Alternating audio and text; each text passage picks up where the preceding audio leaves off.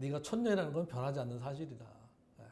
아무리 네가 서울로 살아가는 사람처럼 서울 여자가로 살려고 해도 너는 촌년일 수밖에 없다라고 했다는 겁니다. 이 아버지가 그 딸의 그 아픔을 상처를 어루만져 주기는커녕 아주 현실을 직시하게 만든 거죠. 그래서 이제 그 말을 듣고는 이 김수미 씨가 아버지 그 말에 세상을 바라보는 눈이 달라졌다라고 그렇게 이야기합니다. 그래서 대학 준비하지 시험을 치는데 시험을 쳐서 서강대학교 국문학과에 이제 그 합격을 합니다. 합격하는데 등록금이 없어가지고 결국 대학을 가지 못하고 탤런트 시험을 보게 됩니다. 그래서 29살 때 김수미 씨 하면은 그의 인생 캐릭터라고 할 수 있는 일용엄니를 만나게 되는 거죠. 그러니까 일용엄니를 만난 거예요. 일용엄니를 만나서 인생이 180도 달라졌다라고 이야기를 하고 있습니다. 그러니까 이 일용엄니가 젊었을 때부터 일용엄니를 한 거예요. 아무리 자기가 서울에 살기 때문에 서울 여자로 바꾸려고 해도 바꾸지를 못한 거죠. 그러니까 결국 나중에는 그거를 나는 촌년이야라고 하는 것을 받아들이게 된 거죠. 제가 신학교 다닐 때요, 그 신학생들에게 또 제가 그 신학생 때 그 청년들에게 가장 인기 있었던 목사님이 누구였는가 하면요, 그 이동원 목사였습니다. 그 지구촌교회 수지에는 지구촌교 원로 목사님이신데 이동원 목사님이에요. 그 당시에는 이분이 침례교 목사님이셨어요. 서울 침례교 목사님인데 이 이동원 목사님은 신학생들이 가장 닮고 싶은 모델이었습니다. 정확한 발음, 화려한 문장을 표현하는 능력, 그리고 사람의 마음을 감동시키는 설교자로 유명했습니다. 그래서 신학생뿐만 아니라 목사님들도 이 이동원 목사님을 흉내내려고 하는 사람들이 참 많았어요. 그런데 결국은 대부분이 다 포기하고 맙니다.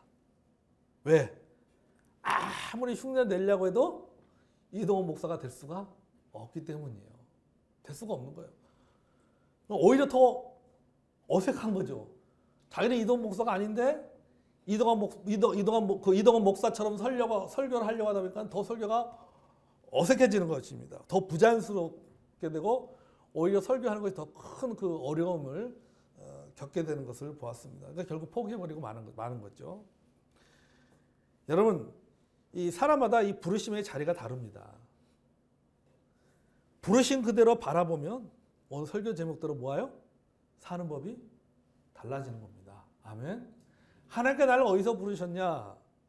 하나님께 나를 부르신 그 자리에 서서 그것을 받아들이면은 사는 법이 달라지는 거예요. 하나님께 나를 부르신 그 자리에 서게 되면 비교하지 않으니 열등감을 갖지 않습니다. 오히려 뭐 하게 되는 거예요? 감사하게 됩니다. 아멘. 충성하게 되는 거예요. 열심을 갖게 되는 거예요. 변화하게 되고 성장하게 됩니다. 뭐가 달라지는 거예요? 사는 법이 달라지는 거죠. 하나님 나를 부르신 그 자리에 서면 사는 법이 달라지는 거예요. 건강한 믿음은요, 뭐가 건강한 믿음이냐? 하나님께서 나를 부르신 그대로 그것을 받아들이고 그 자리에 머물러 있는 것이 그것이 건강한 믿음입니다. 자꾸 하나님께서 나를 이렇게 불렀는데 그걸 자꾸 바꾸려고 하면은 그 건강한 믿음이 되지 못해요. 그것을 주신 것에 대해서 하나님 앞에 감사하면서 살아가는 것이 그것이 바로 건강한 믿음인 것입니다. 자, 오늘 설교의 제목이 부르심을 그대로 바라보면 사는 법이 달라진다입니다. 저희들이 앞으로 이 큰 주제 가지고 몇 주간에 나눌 건데 오늘은 종교적인 측면에 대해서 우리가 얘기 나눌 겁니다. 자, 먼저 종교적인 측면에서 우리가 부르신 그대로 바라보기 위해서는 우리가 어떤 마음을 가져야 되는 것인가 라고 하는 것입니다. 뭐냐면요, 의식보다 의미를 생각해야 된다 라고 하는 겁니다. 의식보다 의미를 생각해야 된다. 17절 19절을 다시 한번 보겠습니다. 오직 주께서 각 사람에게 나눠주신 대로 하나님이 각 사람을 부르신 그대로 행하라. 내가 모든 교회에서 이와 같이 명하노라. 할례자로 부르심을 받은 자가 있느냐 무할례자가 되지 말며 무할례자로 부르심을 받은 자가 있느냐 할례를 받지 말라. 할례 받는 것도 아무것도 아니요 할례 받지 아니하는 것도 아무것도 아니로되 오직 하나님의 계명을 지킬 따름이다. 아멘. 자, 여기 보시면 할례자로 부르심을 받은 자가 있느냐? 무할례자가 되지 말라. 이런 말씀이 있어요. 고린도 교회의 구성원을 보면요, 두 부류로 나눕니다. 유대인과 헬라인, 할례자와 무할례자. 그러니까 유대인들은 할례를 받았겠죠. 그들은 태어나서 할례를 받으니까. 자, 그 다음에 이방인들, 다시 말해서 헬라인들은 할례를 받지 않습니다. 무할례자입니다. 그런데 이 당시에 그 이방의 문화 속에서 이방 문화 살아가는 유대인들 중에는요, 할례를 포기하는 유대인들이 있었어요. 할례. 그들 중에는요, 이 종교적인 이유로 할례를 포기하는 사람이 있었습니다. 할례를. 종교적인 이유. 또 어떤 경우 뭐 사회적인 그 이유도 있죠. 왜냐하면은 여러분 우리가 전에 옛날에 뵀던 신구약 중간사에서 함께 말씀을 나눌 때 그 당시에는 목욕탕 문화가 발달했습니다. 자, 그럼 목욕탕에 갑니다. 그러면은 딱 티가 나는 거예요. 할례 했느냐 안 해 보면은 유대인이냐 유대인 아니냐 바로 티가 나는 거예요. 그래서 유대인들은 그걸 창피하게 생각했어요. 할례를 받는 것에 대해서 헬라인들이 그것에 지적하는 것을 굉장히 창피하게 생각했습니다. 그래서 할례를 안 받으려고 했어요. 일본은요. 또 어떤 부류의 사람이 있었냐면은 종교적인 이유로 할례를 포기하는 사람도 있었습니다. 왜? 그리스도인 되기 위해서는 할례를 포기해야 되는 것으로 오해했습니다. 내가 유대인인데 사도들을 통해서 복음을 받아들였습니다. 예수 믿게 되었습니다. 그러니까 믿는 유대인이 된 거죠. 예수님을 믿는 유대인이 된 거예요. 그러니까 내가 굳이 할례를 받을 필요가 있느냐? 그렇게 생각합니다. 할례를 아예 안 받아버린 거예요. 그리고 그리스도인이 되기 위해서는 진정한 그리스도인이라고 하면은 할례를 받지 말아야 된다라고 극단적으로 생각하는 사람들이 있었던 것입니다. 하지만 여러분, 할례를 받는 것과 복음을 받아들이는 것은 별개의 문제입니다. 그건 전혀 상관이 없는 거예요. 유대인 출신의 그리스도인이라면 할례를 받을 수도 있고 안 받을 수도 있습니다. 제가 만약에 유대인이라면 유대 그리스도는 저는 할례 받겠어요. 내가 예수님 믿고 구원받았다 할지라도 내가 유대인이라면 저는 할례를 받겠습니다. 왜 할례를 받느냐?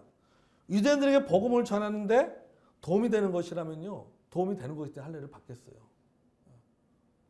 왜? 아까 그랬잖아요. 할례는 뭡니까? 구원과 전혀 상관이 없는 겁니다. 그렇지만 구원과 전혀 상관없지만 할례를 받음으로 말미암아 자기 동족인 유대인들에게 복음을 전하는 그것이 도움이 된다면 할례를 받는 게 훨씬 낫죠. 사도 바울도 그렇잖아요. 그렇게 표현하는. 내가 율법 있는 자에게는 율법 있는 것처럼, 율법 없는 자에게는 율법 없는 것처럼 뭐 하기 위해서? 아무쪼록 모든 이들을 구원하기 위해서. 그렇게 얘기하잖아요. 왜? 율법을 지키고 안 지키고 이게 중요한 게 아니기 때문에. 할례를 받느냐 안 받느냐 이게 중요한 것이 아니기 때문에. 그런데 유대 그리스도인들 가운데 할례를 거부하는 유대 그리스도인들이 있었다라고 하는 것이죠.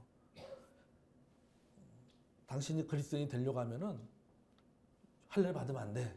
이렇게 하는 사람들이 있었다라고 하는 겁니다.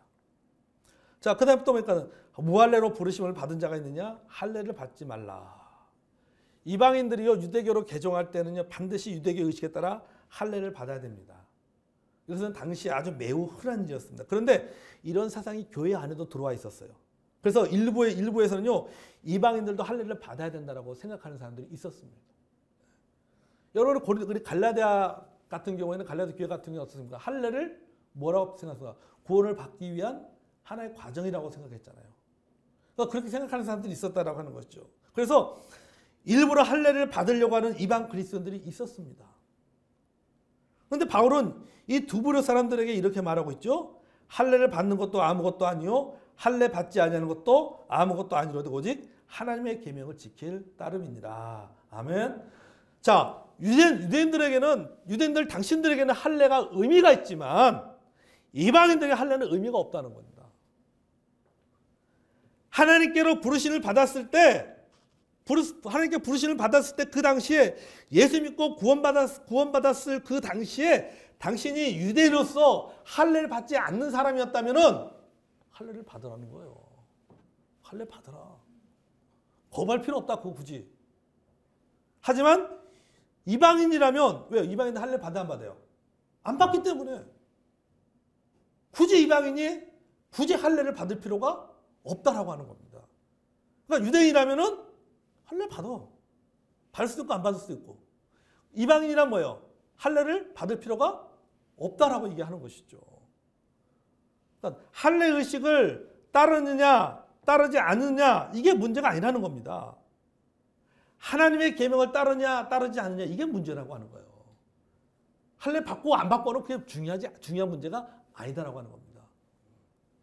여러분 할례도요 하나님의 계명의 일부입니다. 구약에는 분명하게 할례에 대해서 말하고 있습니다. 그런데 할례의 본질이 무엇이에요? 할례를 왜 받는 거예요? 하나님께서 왜 할례를 받으라고 했느냐 여러분 한번 생각해 보시기 바랍니다. 창세기 17장 10절과 11절 창세기 17장 10절과 11절에 이렇게 말합니다. 너희 중 남자는 다 할례를 받으라. 이것이 나와 너희와 너희 후손 사이에 지킬 내 언약이니라. 너희는 표피를 베어라. 이것이 나와 너희 사이의 언약의 표징이니라. 자, 할례는 아브라함의 믿음에 대한 하나님의 언약의 표시예요. 네가 내 백성이다, 내 자녀다라는 표시로 그 표징으로 뭘 받는 거예요? 할례를 받는 거예요. 그러니까 할례는 하나님과 아브라함 사이에 하신 약속에 대한 믿음의 표현입니다. 그러니까 할례는 의식으로서가 아니라 의미가 중요하다라고 하는 겁니다. 의미가 중요한 거예요. 의미가. 할례의 의미를 저버리고 할례 모양만 취하는 것은 옳지가 않은 거예요. 그런데 의미를 상실한 채 여전히 의식에만 치중하는 사람들이 있었다라고 하는 것이죠. 의미를 상실한 채 의식에만 치중하고 있다면 그 의미가 없다는 거예요. 그건 잘못됐다라고 지금 바울이 이야기를 하고 있는 것이죠. 여러분 구약의 할례는 무슨 표시요? 하나님의 백성, 하나님의 자녀, 하나님의 약속이라는 표징입니다. 표시예요. 신약에 와서 예수님이 오셨잖아요. 영접하는 자, 곧 그 이를 믿는 자에게는 하나님의 자녀가 되는 권세를 주셨다고 했습니다. 아멘. 자, 그러면은 예수님 믿고 하나님의 자녀가 되었습니다. 할례를 받음으로써 하나님의 자녀가 되는 것이 아니라 예수님을 믿음으로써 하나님의 자녀가 된 겁니다. 약속의 자녀가 되는데요. 그런데 이제 할례는 그러면 더 이상 절대적인 조건이 아니다라고 하는 거죠. 왜? 할례를 받음으로 하나님의 자녀가 되는 게 아니라 무엇을 함으로? 예수 그리스도를 믿음으로 하나님의 자녀가 되는 겁니다. 그러므로 할례는 선택사항에 불과하다. 의무가 아니라 할례는 선택사항에 불과하다. 이 말은 뭐예요? 받을 수도 있고 안 받을 수도 있고 라는 겁니다. 반드시 받아야 된다. 이거 없어요. 반드시 받지 말아야 된다. 이것도 없어요. 내가 받고 싶으면 받는 거예요. 받기 싫으면 안 받는 거예요. 로마서 2장 28절 29절에 보면 바울이 이렇게 얘기합니다. 무릇 표면적인 유대인이 유대인이 아니요 표면적인 육신의 할례가 할례가 아니라 오직 이면적인 유대인이 유대인이며 할례는 마음에 하라 그랬습니다. 마음에 하라. 몸에 하는 것이 하나 뭐에 하는 것이다? 마음에 하는 것이다라고 하는 거죠. 갈라디아서 6장 15절에도 보면 할례나 무할례는 아무것도 아니로되 의미가 없다는 거죠. 할례를 받거나 받지 않으면 다 의미가 없는 거예요. 오직 새로 지으심을 받은 것만이 중요하니라. 예수 믿고 구원받는 것만이 중요하다라고 하는 거죠. 그러니까 할례라는 모양이 중요한 것이 아니라 그 모양, 즉 할례가 가리키는 의미를 지키는 것이 중요하다라고 하는 겁니다. 여러분 우리 가끔 우리 그 뉴스에 보면 요새 그런 것도 많이 나오잖아요. 자, 여러분, 자 손으로 달을 가리킵니다. 뭘 보라 합니까? 달을 가리키는 손끝을 볼 것이 아니라 뭘 보라 그러는 거예요? 달을 바라보라고 얘기했잖아요. 근데 사람들이 뭘 바라본다고 합니까? 손끝을 바라보니까 문제가 생긴다라고 하는 거죠. 할례 마찬가지예요. 여러분, 요 손끝은 이게 할례예요. 이게 할례예요. 근데 사람들이 요것만 손끝을 바라보고 이 할례가 무엇을 가리키고 있느냐? 이건 바라보지 않고 뭐만 보는 거예요? 손끝만 보는 거예요. 이 말은 다시 말해서 왜 하나님께서 이런 의식을 주셨는지 그 의식의 의미를 바라보지 않냐고 뭐만 바라보는 거예요? 의식만 바라보는 거예요. 의식만. 의미를 생각하지 않고 의식만 보는 거예요. 의식만. 왜 하나님께 이걸 하도록 했는지 그 의도는 전혀 생각하지 않고 하나님께서 말씀하신 그 의식, 이 방법만 치중하고 있는 것을 보게 됩니다. 할례라는 것은 모양이 중요한 것이 아니라 할례가 가리키는 의미를 지키는 것이 중요하다. 그래서 바울이 말하고 있잖아요. 이 본문에 뭐라고 말하고 있습니까? 여기 보면은 아까 읽은 말씀 중에 그런 말씀이요. 할례 받는 것도 아무것도 아니요 할례 받지 아니하는 것도 아무것도 아니요 오직 하나님의 계명을 지킬 따름이니라. 아멘. 하나님의 계명을 지키는 것이 중요하다는 거예요. 거기에 의미가 있는 거예요. 의미가. 하나님의 계명을 지키는 것입니다. 그러니까 바울은 사람이 행하는 의식의 중요성을 두지 않고 그 의식을 통해서 목적을 세우시는 하나님을 보라고 말하고 있는 겁니다. 의식이 아니라 의미를 먼저 생각하라는 거예요. 왜 하나님께서 이것을 하라고 했는지 그 의미를 생각하라는 거예요. 여러분 장례식장 가면요 꼭 이런 사람들 있잖아요. 고인이 살아계실 때는 잘해드리지 못해놓고는 죽은 다음에 꼭 장례식에 와가지고는 뭐 장례의식을 가지고 따지는 사람도 있잖아요. 예? 뭐 이렇게 했다니 뭐 이렇게 장례를 지느니 저렇게 장례 뭐 왜 이런 거 안 하느니 저런 걸 하느니 뭐 따지는 사람들 있어요. 보면요. 와서 장례식장 와가지고 평상시에 그 고인한테 찾아뵙고 뭐 그러지도 않았으면서 꼭 돌아다닐 때 와가지고 뭐 이렇게 따지는 사람들이 있습니다. 있을 때 잘해야지. 돌아가시고 나서 장례식장 와서 왜 장례식을 이런 식으로 진행하느냐. 그건 의미가 없는 거죠. 여러분 사람이 제도를 준수하고 규칙을 준수하는 것보다도 더 중요한 것은요. 제도나 규칙에 의해 표현되지는 하나님의 계명을 준수하는 것이 더 중요합니다. 아멘. 하나님께서 왜 이런 법을 주셨는지 그 법을 주신 의미를 먼저 생각해야 되는 거예요. 그게 더 중요한 거예요. 그 의미를 생각하면서 법을 바라봐야 되는 거예요. 법 자체를 바라볼 것이 아니라 의미를 통해서 뭘 바라야 된다고요? 법을 바라봐야 되는 거죠. 그러니까 의미를 통해서 뭘 바라요? 의식을 바라봐야 되는 거예요. 근데 의미는 싹 빼버리고 의식만을 가지고 왜 이대로 안 해? 왜 이대로 안 해? 이렇게 돼서는 안 된다라고 하는 겁니다. 왜 이 의식대로 해야 된다라고 하시는지 그 의미가 무엇인지를 생각하면서 그 의미에 맞게 의식을 봐야 되는 거예요. 그렇게 되면 어떻습니까? 할례 문제도 마찬가지죠. 당신 할례 받아야 돼. 그럴 필요가 없는 거예요. 아까 그랬잖아요. 부르시는 그대로 하나님께 나를 부르실 때 내가 유대인이었으면 할례 받으면 돼요. 예수 믿고 구원 받는 것이고 유대인이기 때문에 유대인들은 전통적으로 할례를 받잖아요. 할례 받으면 되는 거예요. 근데 그래도 난 유대인이지만 나는 할례를 받기 싫어. 안 받으면 되는 거예요. 그거 중요한 게 아니에요. 안 받으면 되는 거죠. 근데 받은 사람이 안 받은 사람한테 왜 당신은 나는 받아 왜 당신은 안 받아? 이러면 안 되는 거죠. 또 안 받은 사람이 받은 사람을 향해서 왜 당신은 왜 안 받아? 이래도 안 되는 거죠. 이거는 뭡니까? 이거는 필수사항이 아니라 선택사항이기 때문에 이래나 저래나 말할 수가 없다라고 하는 겁니다. 여러분 우리가요. 이 지하철의 에스컬레이터 여러분 타보셨죠? 제가 질문하겠습니다. 에스컬레이터는요. 두 줄로 서서 타는 것이 정답입니까? 아니면 오른쪽 한 줄로 서서 타는 것이 정답인가요? 이 의견이 좀 분분하죠? 여러분 다 맞습니다. 왜 그러냐면요. 처음에는요.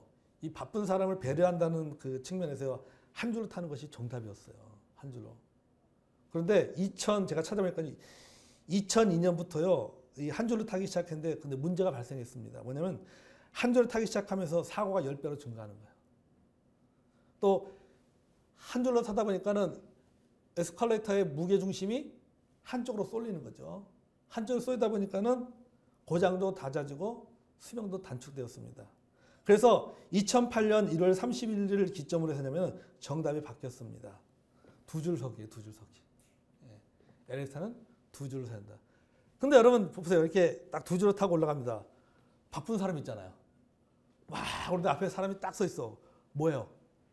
쿡쿡 찌릅니다. 바쁘죠. 비켜달라고. 찌르잖아요. 그러다가 이제 자꾸 이런 일이 있다 보니까는 2015년부터 다시 바뀌었습니다. 한 줄 서기. 한 줄 서기로 바뀌었어요. 대신 손잡이 잡기, 걷거나 뛰지 않기, 안전산안에 타기, 이런 안전수칙이, 이런 수칙들이 나오게 되었어요. 그러니까 요새는 대부분 그 에스컬레이터 타고 다닐 때 어떻습니까? 한 줄로 타고 가잖아요. 한 줄로 이렇게. 한 줄에 비워놓잖아요. 두 줄로, 한 줄 했다가 또 두 줄로 썼다가 또 한 줄로 바뀌어요. 그럼 왜 이게 자꾸 왔다 갔다 하느냐? 자, 에스컬레이터가 중심이 아니라 사람이 중심이에요. 에스컬레이터는 사람의 편리를 위해서 의도를 가지고 만들어진 겁니다. 그렇다면은 누가 중심이에요? 사람이 중심이죠. 기계가 중심이 아니라 사람이 중심이 되는 거죠. 사람이 중심이기 때문에 사람의 중심이기 때문에 사람에 따라 바뀔 수가 자연스럽게 방법이 바뀌는 것입니다. 여러분, 우리의 신앙생활에 또 우리의 모든 제도와 규칙의 중심에는 누가 있는 거예요? 하나님이에요. 중심이 하나님입니다. 하나님만 바라본다면은, 하나님의 계명이 중요하다면요, 각 사람의 부르신 그대로 지내는 것은 매우 자연스러운 거예요. 내 삶의 중심이 하나님 있고 하나님만 바라본다면은, 하나님의 계명만을 바라보면서 살아간다면은 할례를 받는 것도 문제가 되지 않고 할례를 받지 않는 것도 문제가 되지 않는 겁니다. 유대 그리스도인들이 할례 전통을 깨뜨리겠다고 정할 필요가 없는 겁니다. 왜? 할례 모양을 지니면서 할례 본질을 추구하면 되는 거예요. 그 본질을 추구하면서 할례를 받으면 전혀 문제가 없는 거예요. 이방 신자가 굳이 할례를 받겠다고 생각할 이유도 없는 것입니다. 할례 모양을 추구하기보다는 하나님의 계명을 준수함으로써 그 본질을 따라가는 것이 바람직한 것입니다. 어떤 상태로 부르심을 받았든지 간에 중심이 하나님께 있으면 됩니다. 아멘. 우리 이게 그 친교회 보면요, 우리 전국 친교회를 이번에도 보면 전국 친교회에 보면요, 우리 성서침례교회 목사로 있다가요 타 교단을 가신 목사님들이 있습니다. 이분들이요 성서침례교회 전국 친교회 우리 친교회 가면 옵니다.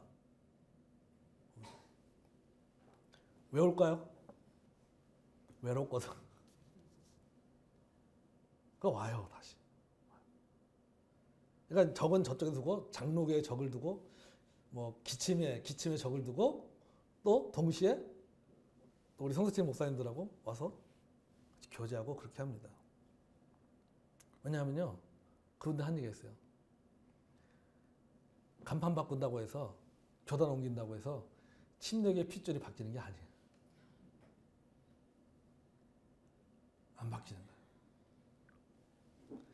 여러분, 하나님께서 나를 성서침례교회 목사로 불렀다면, 하나님께 나를 성서침례교회 성도로 불렀다면 그 모습 그대로 우리가 주님의 말씀대로 또 사명대로 살아가면 됩니다. 아멘.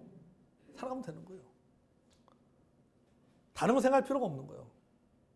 하나님께 나를 부르실 때 그곳이 내가 성서침례 교회라고 하는 곳이었다면은 우리는 어떻습니까? 하나님께서 우리 교회가 걸어가야 될 길, 성서침례 교회로서 우리 교회가 걸어가야 될 길, 성서침례교회 교인으로서 우리 각자가 걸어가야 될 길, 하나님만 바라보면서 걸어가면 된다라고 하는 겁니다. 아멘. 본질에 집중하지 않으면요, 우리가 의도에 집중하지 않으면요, 의식에 갇히게 되고 방법에 갇히게 되고 자꾸 뭐 하게 되는 거예요? 자꾸 비교하게 되는 거예요. 자꾸 비교하게 되는 거예요. 그런데 하나님만을 바라보고, 아, 하나님께 나를 이렇게 부르셨구나. 나를 부르셨다고 생각하면 그 부르심에 맞게 우리가 감사함으로써 주신 사명 감당하고 살아가면은 의식에 갇힐 필요도 없고 방법에 갇힐 필요도 없는 겁니다. 여러분, 부르신 그대로 바라보면 사는 방법이 달라진다고 했습니다. 아멘. 여러분, 달라지지 않겠어요? 당연히 달라질 수밖에 없죠. 의식보다 하나님 말씀에 집중하고 다른 사람을 의식하면서 비교하기보다는 하나님께서 지금 이 순간 나를 부르신 그 자리에 머무르니 얼마나 감사합니까? 아멘? 얼마나 행복합니까? 얼마나 삶이 달라집니까? 신앙생활이 달라져요.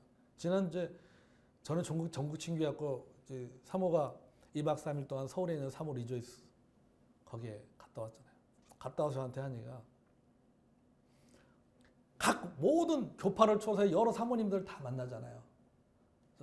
장로교 사모도 만나고 감리교 사모도 만나고 어디 또 기침 사모도 만나고 뭐 다 와서 하시는 게 하나님 감사합니다.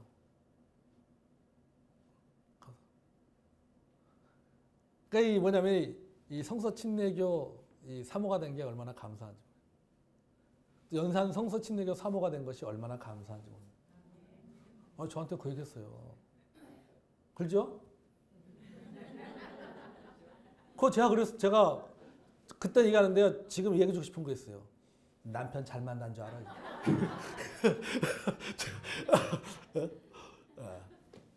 여러분 감사하면요. 하나님 나를 부르신 그 자리에 감사한 생각해보세요. 사는 방법이 달라지는 거예요. 하나님께 나를 부르신 그 자리가 성서 침례교회 교인으로서 그 자리라고 한다면요. 우리가 교회 신앙생활하는 방법이 달라지겠죠. 그죠? 교회 생활하는 법이 달라질 것 같아요.